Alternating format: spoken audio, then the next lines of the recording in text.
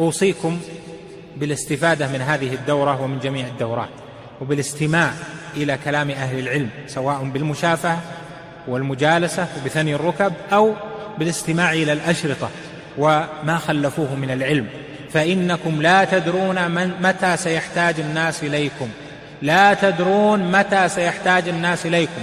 منكم من عمره 15-20، بعد 50 سنة الكثير والأكثر من طلبة العلم اليوم والعلماء سيذهبون، ويبقى الصغار بعد 30-40 سنة سينفعون.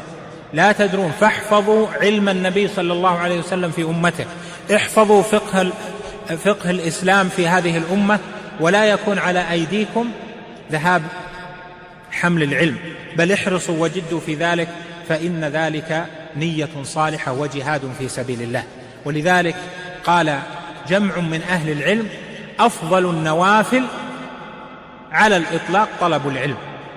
قالوا الجهاد؟ قال لا، طلب العلم أفضل من الجهاد، يعني جهاد النفل.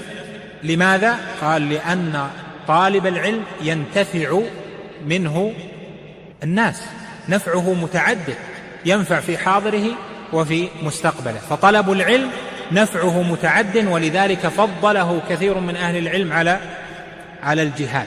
وهذه المسألة تبحث في أول كتاب الجهاد من كتب الفقه، فيقولون إن أفضل النوافل الجهاد، والأكثر يقولون أفضل النوافل طلب العلم لمن كان عنده القدرة على ذلك.